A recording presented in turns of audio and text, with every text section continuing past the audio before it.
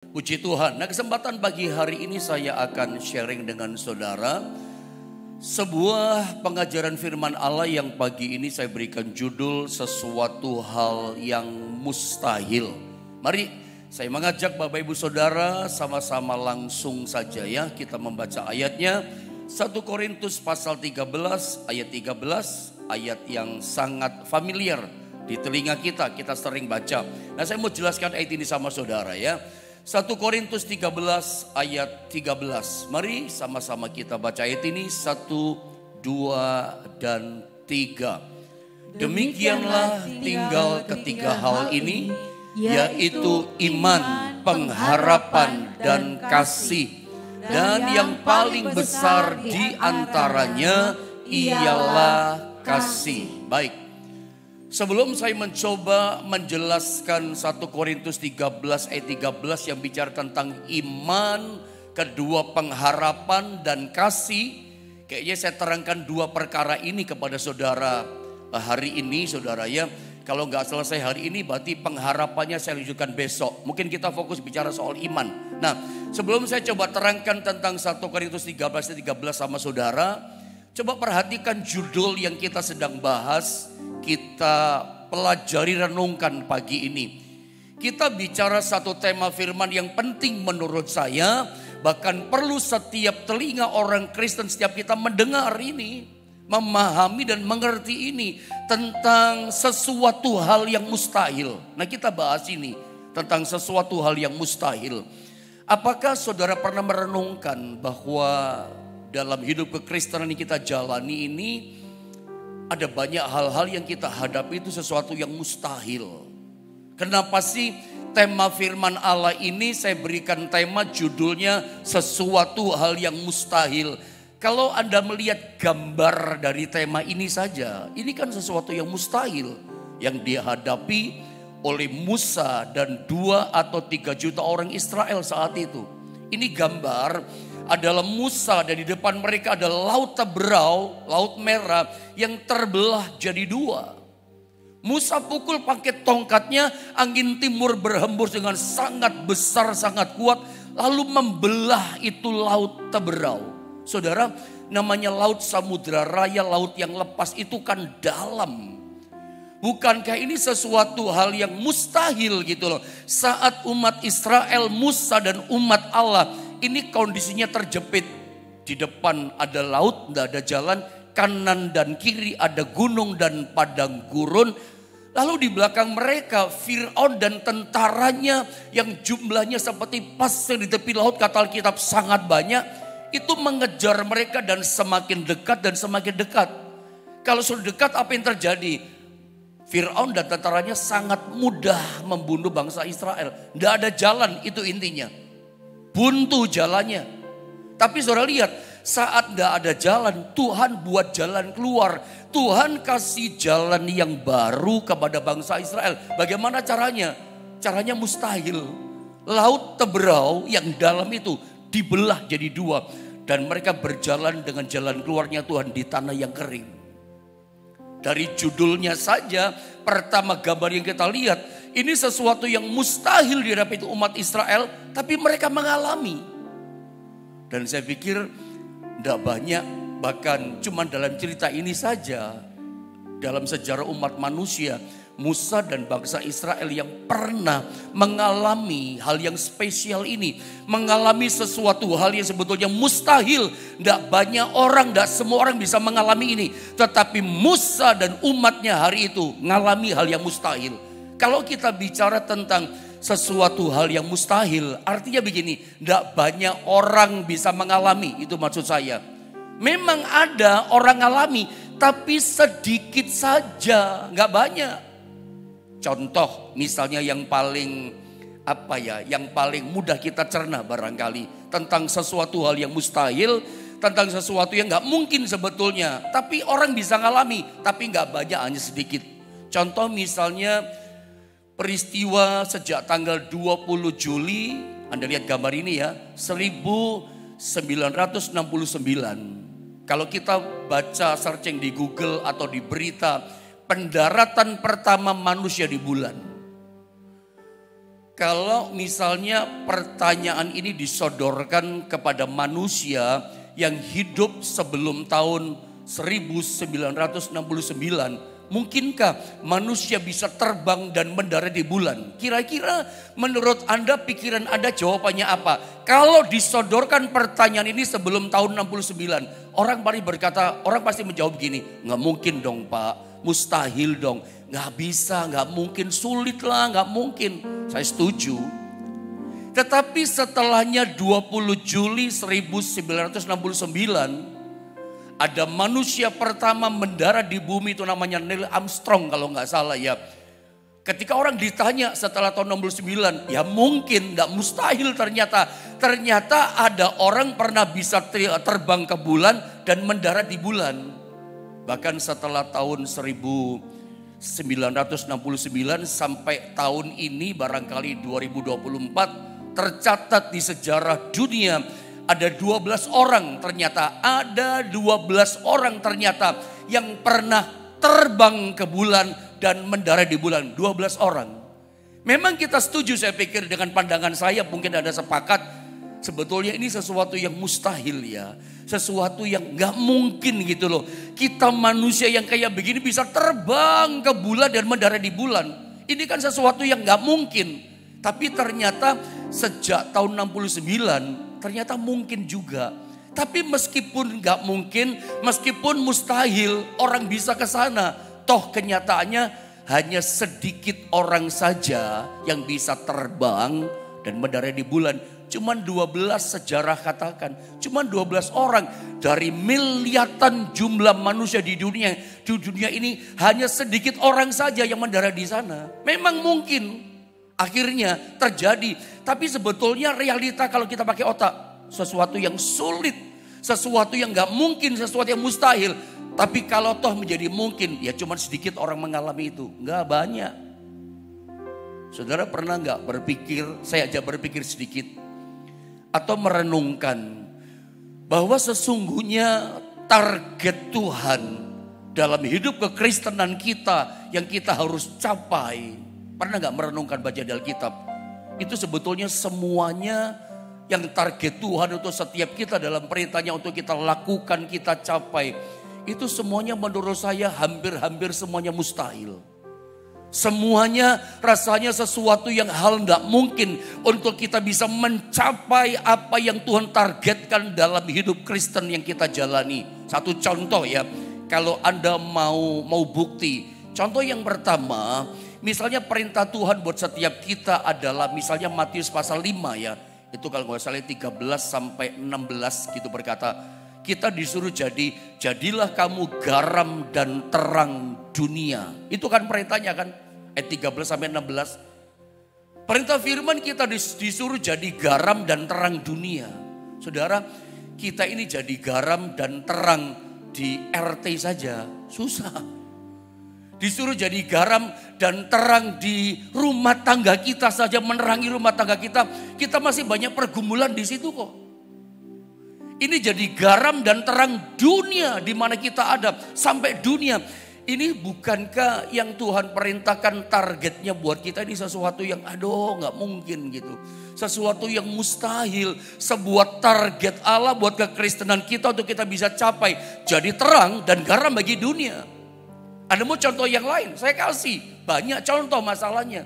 Misalnya contoh ini.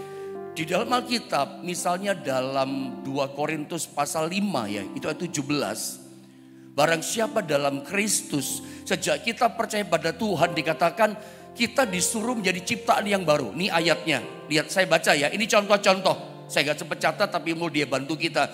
Jadi siapa yang ada di dalam Kristus, targetnya apa? Ia adalah ciptaan baru, yang lama sudah berlalu, sesungguhnya yang baru sudah datang. Ini target Tuhan loh. Menurut Anda, saya tanya ini sama saudara, ini sesuatu yang mudah atau sesuatu yang gak mungkin atau mustahil? Menurut saya, ini target Tuhan untuk kekristenan kita sesuatu yang mustahil. Kalau kita lihat diri kita banyak kekurangan. Ada banyak kita masih struggle dengan hidup lama kita. Tiba-tiba Alkitab ini muncul target perintahnya. Barang siapa percaya bahkan hidup dalam Yesus, ia itu adalah ciptaan baru.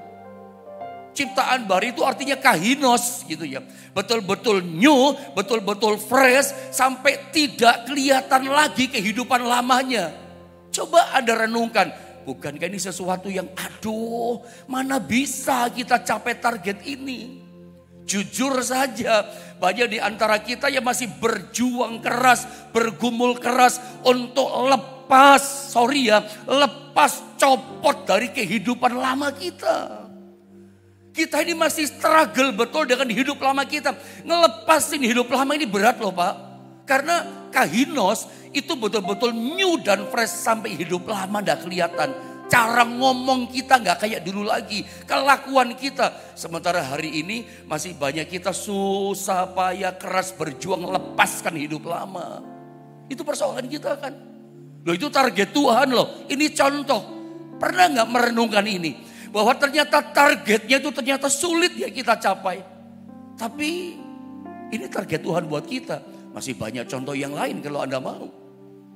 Anda pernah baca nggak di dalam satu ayat dikatakan Roma 8 misalnya 29. Sejak semula kita dipilih dikatakan tuh jadi apa? Serupa seperti gambaran anaknya. Serupa seperti Kristus. Roma 8:29. Coba Anda pikirkan. Kita yang banyak kekurangan, banyak cacat di sana sini, banyak kelemahan.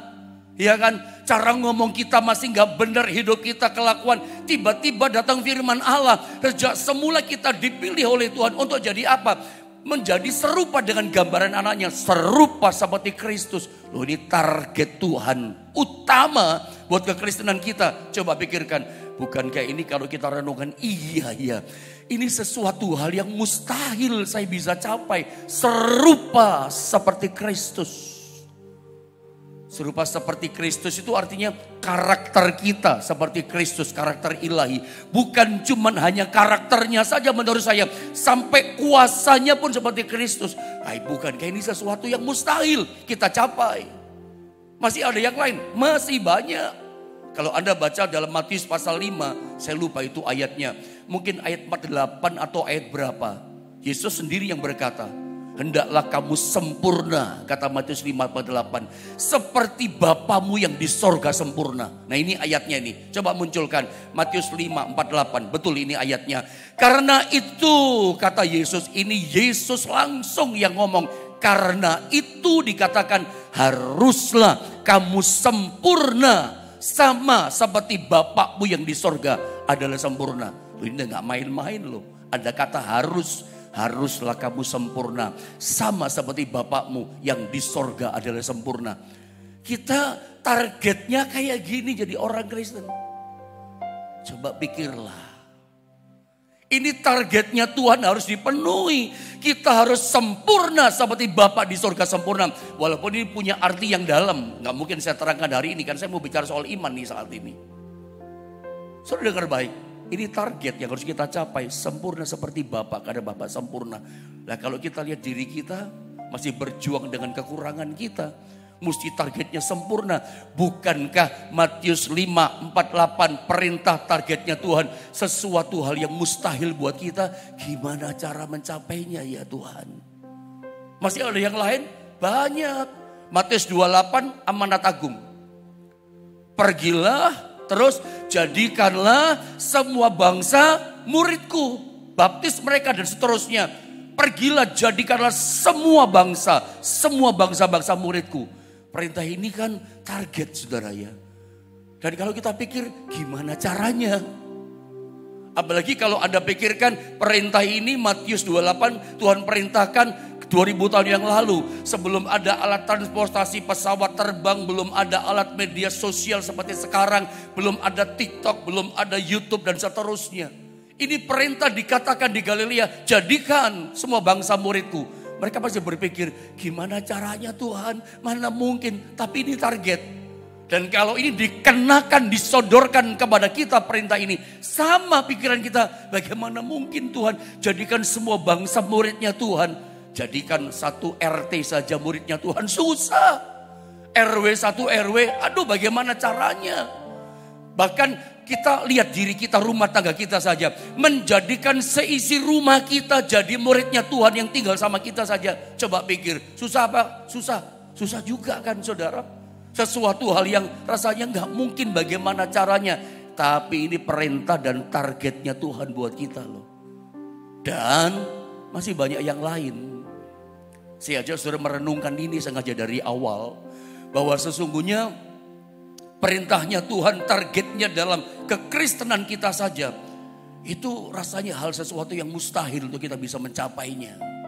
Nah, sekarang saya akan ajak saudara melihat dalam ayat yang kita baca tadi. Untuk mencapai hal yang mustahil tadi, bagaimana caranya? Kalau orang tadi dikatakan pergi ke bulan tahun 69 saudara ya, itu ada kendaraannya kan? Gak bisa dong. Kalau misalnya begini ya, saya kasih contoh dulu deh, saya kasih pandangan dulu sebelum saya jelaskan 1 Korintus 13 ayat 13. Maksudnya biar melandas ya. Sabar saudara ya. Kalau misalnya saya dari Surabaya gitu mau ke Jakarta. Kira-kira kendaraan yang tepat untuk mengantarkan saya dari Surabaya pergi ke Jakarta naik kendaraan apa menurut saudara? Mobil masuk akal. Kereta api Pak masuk akal. Pesawat terbang masuk akal. Kalau jalan kaki bagaimana Pak? Ya bisa sih tapi lama gitu. Jadi butuh kendaraan yang tepat. Kalau saya andaikan ke bulan naik mobil bagaimana? Nggak cocok, nggak bisa. Ke bulan, jangankan naik kendaraan mobil ke bulan. Naik pesawat terbang saja hancur pesawat terbang di atas dalam ketinggian tertentu. Kena tekanan nggak kuat. Butuh kendaraan khusus. Saya nggak ngerti ya apa namanya. Semacam pesawat ulang-alik, pesawat ruang angkasa khusus yang bisa terbang mendarat di bulan. Pesawat terbang yang biasa kita naik antar provinsi ke luar negeri nggak bisa ke sana. Walaupun dia bisa terbang, tapi bukan khusus. Butuh kendaraan khusus untuk nyampe ke bulan dan seterusnya. Sama dengan kita mau dari Surabaya misalnya atau dari Jakarta mau ke Singapura. Naik mobil bagaimana Pak? Ya bisa sih, tapi kayaknya kurang pas saudara ya. Terlalu jauh, itu luar negeri, di luar negara kita. Mungkin lebih tepat naik pesawat terbang. Mesti kendaraan yang tepat gitu loh maksud saya. Pas gitu. Mau kemana? Kendaraannya mesti tepat. Nah kalau kita punya kerinduan dalam diri kita memenuhi target itu. Target-target yang mustahil, Anda menghadapi perkara-perkara kesulitan, sesuatu yang tingkat kemustahilannya tinggi. Nah butuh 1 Korintus 13 ayat 13. Saya ulang saudara ya. Adakah di antara saudara menghadapi situasi hal yang mustahil? Mustahilnya tingkat tinggi Pak. Rasanya gak mungkin Pak ada jalan keluar. Sesuatu hal yang mustahil. Nah saya tunjukkan gambar ini sama saudara. Bahwa ada tiga hal, ada 3 komponen.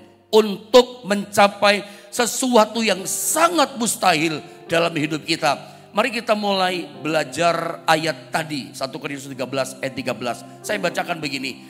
Demikianlah tinggal ketiga hal ini. Yaitu 1, iman.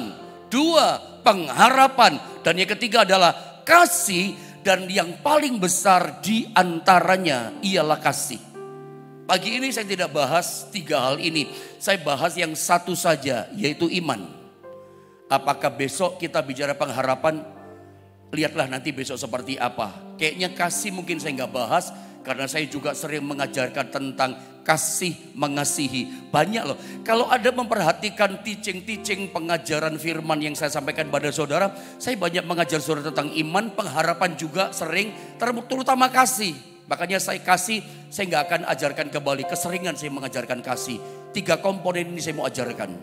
Pagi ini iman dulu kita belajar. Coba lihat gambar ini. Saya kasih analogi untuk mempermudah kita. Iman, pengharapan, kasih. Kata 1 Korintus 13. Untuk mencapai sesuatu hal yang mustahil kita butuh 3 hal ini. Yang pertama iman. Nah iman itu saya gambarkan analogikan seperti kendaraannya. Kayak Surabaya, Jakarta. Untuk mencapai tujuan kita butuh kendaraan yang tepat. Jangan naik sepeda, memang bisa. Tapi payah naik sepeda, gak bisa kita. Mobil yang tepat, kereta api yang tepat. Nah iman saya gambarkan seperti kendaraannya. Terus pengharapan seperti tujuannya. Nah, kasih itu seperti bahan bakarnya. Sesungguhnya dalam hidup kekristenan kita, untuk kita bisa mencapai target, untuk kita bisa melewati dan menang menghadapi namanya hal yang mustahil, setinggi apapun tingkat kemustahilannya, mesti punya 3 komponen ini. Iman, pengharapan, kasih. Iman bagi kita bagaikan kendaraan. Nah, pengharapan dalam diri kita seperti tujuannya. Kalau orang punya iman misalnya, saya punya iman Pak. Saya punya percaya sama Tuhan, punya iman. Good, bagus. Tapi punya pengharapan gak saudara? Sebab kalau orang hanya punya iman saja dalam hidupnya, tapi dia gak punya pengharapan.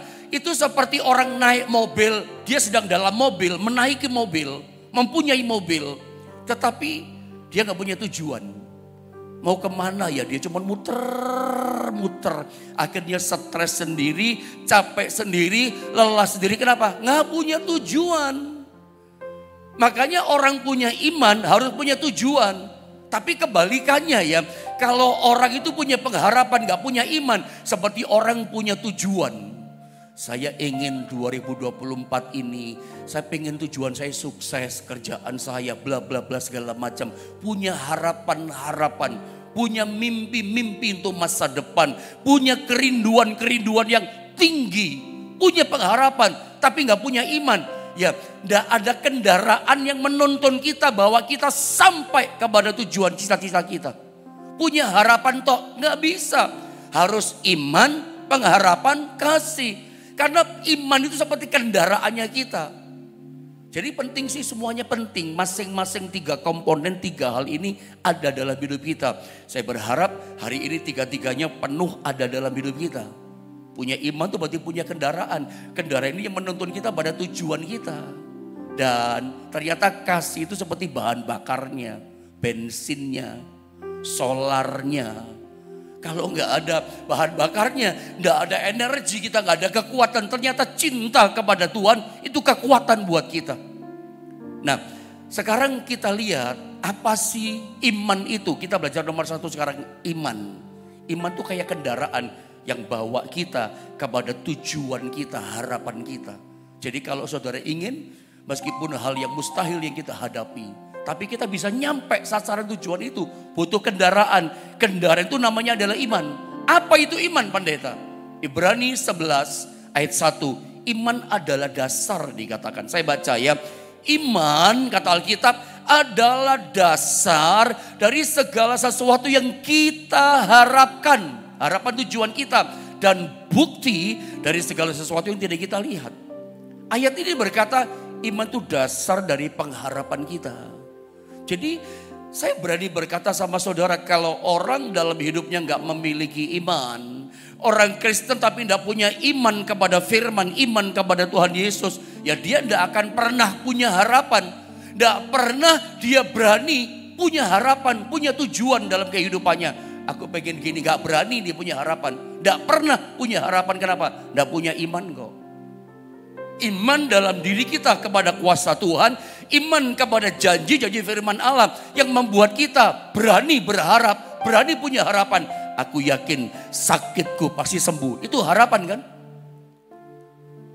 Saya tetap ingin mengatakan, memang itu yang kita mau. Itu bersifat jasmani, bersifat materi.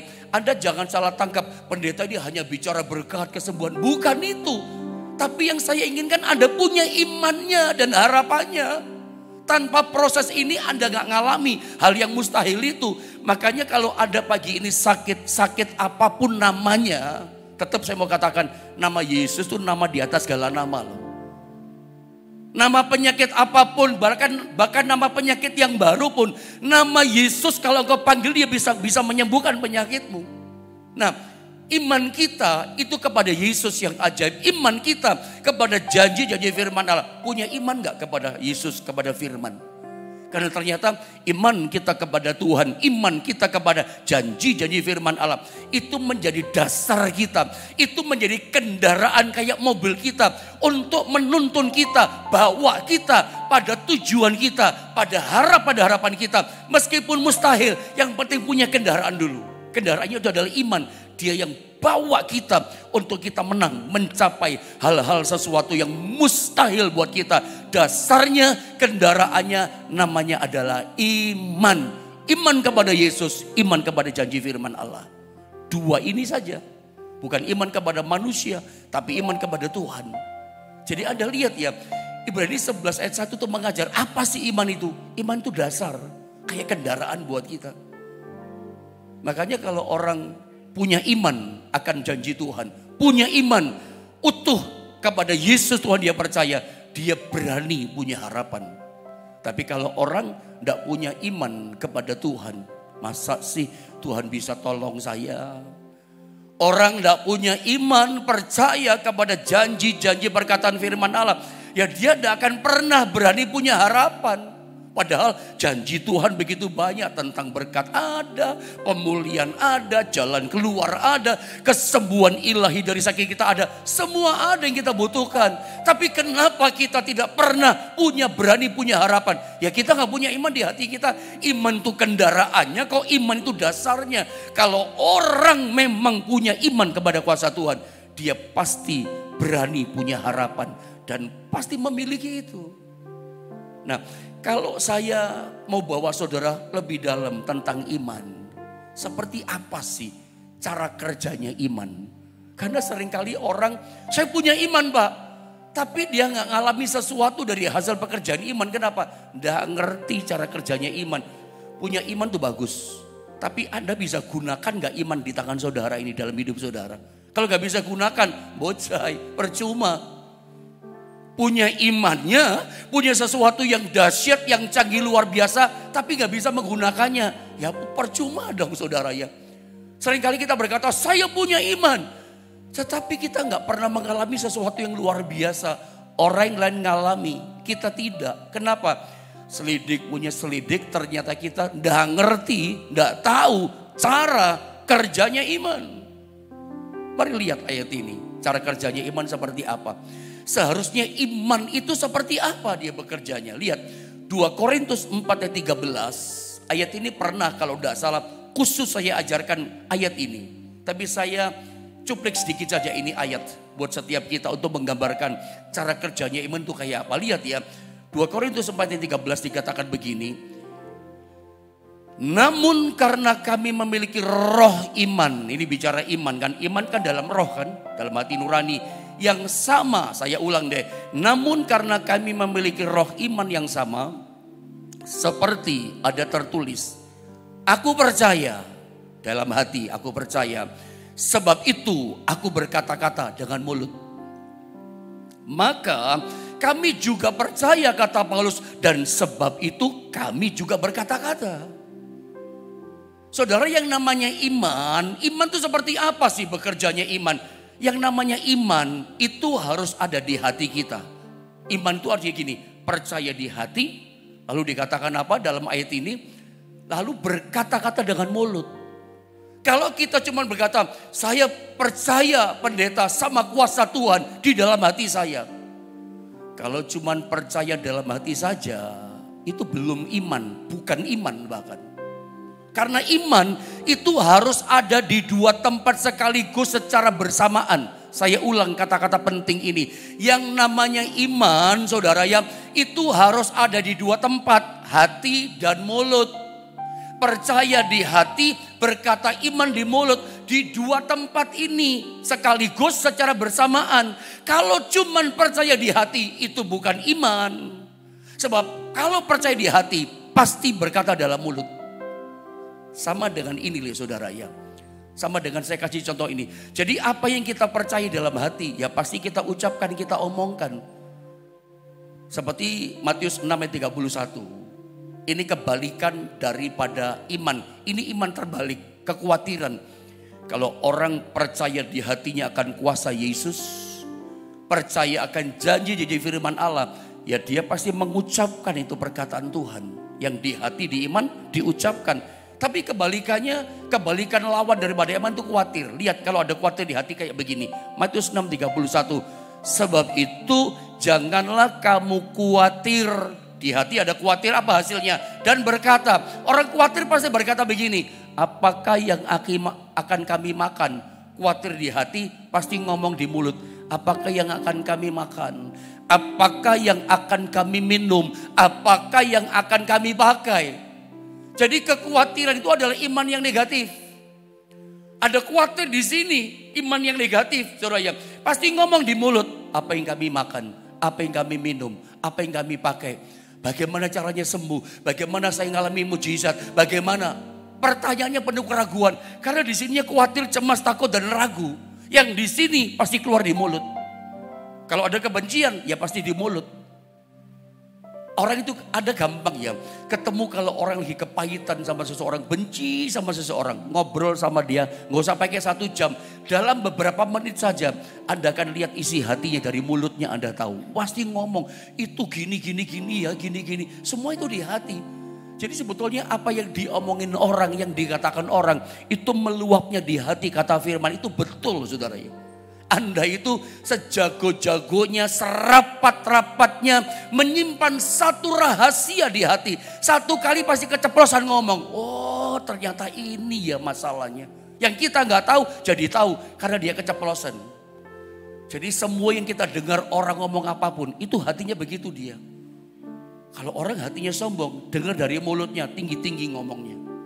Kalau orang suka merendahkan orang lain, ya itu memang hatinya begitu. Nanti keceplosnya di mulut, semua yang di hati pasti diucapkan. Nah iman itu sama, Cara kerjanya begitu, bersamaan dia di hati, pasti keceplos berkata di mulut. Anda lihat cara kerja iman itu seperti ini. Matius 17 ayat 20. Ini cara kerja iman. Saya masih bicara ini, perhatikan. Saya baca ya. Ia berkata kepada mereka, Yesus langsung yang berkata sama murid-muridnya. Karena kamu kurang percaya, di hati kurang percaya, sebab aku berkata kepadamu. Yesus yang berkata, sesungguhnya sekiranya kamu mempunyai iman sebesar biji sesawi saja dalam hati kita. Kamu dapat berkata, percaya di hati, kamu dapat berkata kepada gunung ini. Gunung ini bicara persoalan kita. Gunung ini bicara kesulitan kita, penderitaan kita, sakit penyakit kita. Kalau di hati kita ada percaya, ya dikatakan iman sebesar biji sesawi. Kamu dapat berkata kepada gunung ini masalah kesulitan kita. Pindah dari tempat ini ke sana. Maka gunung ini akan pindah dan takkan ada yang mustahil bagimu. Jadi Tuhan katakan, kalau kita punya gunung persoalan, gunung kesulitan, gunung penderitaan, kalau kita ingin mengalami, takkan mustahil bagimu. Percaya di hati dengan iman, berkata dengan mulut. Yesus yang ajari, nggak cukup saya percaya Pak di hati, itu bukan iman. Berkata kepada gunung masalahmu, berkata kepada kesulitanmu. Jadi nggak cukup di dalam hati, aku percaya tapi cuma di hati, aku pasti menang. Tapi ada, keluarin suaramu ngomong berkata pada gunung masalah. Seringkali kita ini, sorry ya kata-kata saya gagal paham. Seringkali kita berpikir, iman saya sih Pak terlalu kecil atau masalah saya terlalu besar. Ini bukan persoalan masalah besar, masalah kecil. Ini persoalannya pada iman yang percaya di hati kita. Seringkali kita menyalahkan imanmu sih kurang besar. Tuhan berkata kalau kamu punya iman sebesar biji sesawi saja. Berapa sih besarnya biji sesawi? Kecil sekali biji sesawi. Kecil. Asal kita punya iman sebesar biji sesawi. Kecil kayak biji sesawi. Tapi kalau di sini kita percaya. Kita berkata dengan mulut kita kepada gunung persoalan kita. Kita akan mengalami hal yang mustahil. Selama ini rasanya gak bisa. Jadi bisa, nggak mungkin jadi mungkin. Tuhan ajar kita cara kerjanya bagaimana iman. Iman bekerjanya bagaimana dahsyat, membuat kita mengalami hal atau sesuatu mustahil. Percaya di sini disuruh berkata kepada masalah kita. Itu cara bekerjanya iman. Coba Anda lihat gambar ini. Beberapa gambar mungkin terakhir buat kita. 1-2 gambar lagi. Masalah dari banyak orang Kristen bukan tidak punya iman. Ini penting. Tetapi tidak tahu cara kerja iman. Di sini di hati berkata. Ada ingat peristiwa Musa yang sering saya ajarkan sama saudara. Untuk mengeluarkan air dari gunung batu. Tuhan katakan apa? Musa berkatalah kepada gunung batu itu. Berilah air. Kan gitu perintahnya. Musa ini kan orang yang percaya sama Tuhan di hatinya. Tapi hari itu Musa perlu air. Bagaimana caranya Tuhan? Berkata kepada gunung batu itu. Jadi kalau kita ingin gunung batu keluar air, itu kan sesuatu hal yang mustahil. Sakit di badan bisa sembuh, itu kan bagaimana caranya? Pakai iman. Bagaimana pendeta cara kerja iman? Pakai iman. Iman di sini keluarkan lewat mulut. Hai sakit penyakit, kamu sembuh, jadilah sembuh. Atau keluar ke penyakit, pakai kata-kata iman, diomongin. Seringkali iman kita gak bekerja. Karena kita gak tahu cara kerja iman. Seringkali iman yang kita punya tidak maksimal. Kenapa? Gak ngerti cara kerja iman. Cuman di hati percaya. Itu bukan iman loh. Saya percaya Pak dalam hati saya. Itu bukan iman. Sebab iman itu mesti ada di dua tempat sekaligus secara bersamaan. Di hati percaya, di mulut berkata juga percaya. Dua tempat. Berkata kamu kepada gunung batu itu, berilah air. Keluar air, saudara. Coba lihat beberapa gambar terakhir ini. Jadi cara kerja iman itu adalah iman baru bekerja ketika kita berkata. Saya kasih contoh terakhir gambar ini saja sama saudara. Lihat gambar berikutnya, next, ini terakhir. Contoh yang bagus. Menurut saya cara kerja iman contoh yang terbaik, the best terbaik dalam Alkitab. Itu ada di ayat ini. Yehezkiel 37 ayat yang keempat. Yang mengubah keadaan kita. Bukan saat kita berbicara, bercerita tentang masalah kita. Tapi saat kita berkata kepada masalah. Berkata kepada gunung batu persoalan kita. Jadi keadaan kita itu berubah kapan saudara? Bukan saat kita menceritakan masalah kita. Pak, masalahku berat loh Pak. Nggak berubah masalah kita. Tapi ketika kita dengan iman di hati kita berkata dengan mulut kepada masalah kita. Disitulah masalah kita berubah. Contohnya di ayat ini terakhir saya baca selesai. Yehezkiel 37 ayat 4, catat baik-baik. Lalu firman-Nya kepadaku, firman Tuhan kepada Yehezkiel. Bernubuatlah, berkatalah mengenai tulang-tulang ini. Diajari sama Tuhan. Dan katakan kepadanya, kepada tulang-tulang kering itu. Hai tulang-tulang, ini masalahnya. Yang kering, dengarkan firman Tuhan. Inti ceritanya, Yehezkiel suruh menghidupkan tulang-tulang kering kembali. Aku kasih kulit, aku kasih daging, aku kasih urat, aku kasih napas kehidupan. Suruh ngomong, berkata kepada tulang kering, berkata kepada masalahnya. Ini kan sesuatu yang mustahil, sangat mustahil. Lazarus mati 4 hari, dibangkitkan hidup. Tapi masih ada jenazahnya. Ini sudah tulang-tulang kering. Bagaimana membangkitkan, menghidupkan itu digambarkan firman Allah. Berkata kepada tulang itu. Jadi masalah kita itu berubah. Bukan saat kita menceritakan masalah kita. Besar loh masalahku Pak, buntu loh jalanku. Tidak ada perubahan apa-apa. Kapan kita berubah keadaannya? Sakit jadi sembuh, buntu ada jalan keluar. Ada pemulihan, ada progres, ada breakthrough. Saat mulut kita, hati percaya mulut kita berkata kepada masalah kita. Disitulah terjadi perubahan yang dahsyat. Jadi jangan cuma cerita membesarkan masalah kita. Berkata kepada masalah kita. Saya sudah perpanjang firman Allah. Saya berdoa firman Allah ini menjadi berkat buat kita. Besok kita bicara tentang pengharapan. Mari.